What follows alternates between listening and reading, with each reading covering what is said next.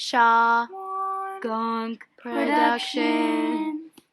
Hi, I'm going to share the rock history of Shaw, Juan, and I. Also, yeah, in case you were wondering, I do look a lot like my bud Juan. Shawankgunk Conglomerate is in the Shawankgunk Mountains. It is on top of shale that was made when clay and silt built up on the seafloor around 465 million years ago. The Shawankgunk rocks came from sediments from the Appalachian Mountains. These sediments were accumulated around millions of years ago, about 443 to 416 million to be exact, during the Silurian period. Alright, now let's talk about the Silurian period. During this period, there were 6 major continents on Earth. The tectonic plates were slowly moving as they are now, causing the continents to drift. Ha ha, Alfred Wegener, you are a crazy man. Just kidding, brilliant! Moving right along, here is a fun map of them. Fun fact, around 350 million years ago, there was a huge collision between the tectonic plates of Africa and North America that caused an uplift in the Shawankgunk Mountains that deformed them.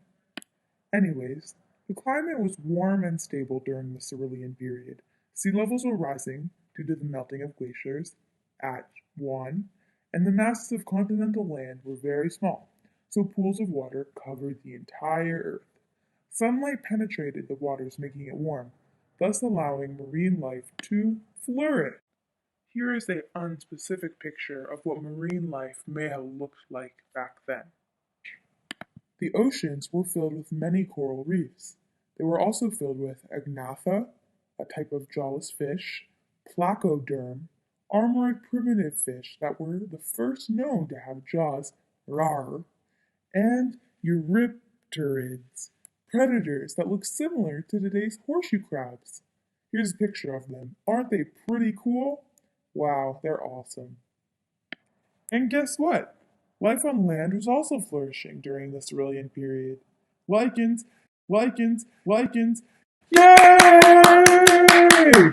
Started to appear during the Silurian period, and they were the first organisms that underwent photosynthesis. They allowed for the first real soil to be created. Oh my gosh, so cool!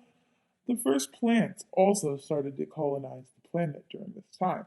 One of these was the Cooksonia, the first plant to have a stalk that was upright and a system of transporting water for itself. Arthropods were also around, and they were the first air-breathing animals. In addition, centipedes, millipedes, and arachnids also appeared. Alright, so back to me. A little over 400 million years ago, the Earth was covered with a shallow sea. As I told you, you should know this. Pebbles and sand grains made of quartz accumulated on top of the shale where the Shawankgunk Mountains are now. These sediments built up and up until the many layers became compacted through immense pressure. The layers of the sediments were also cemented together, as quartz, the most abundant element in conglomerate, acts as a natural sediment which held the particles of the Shawankgunk conglomerate together.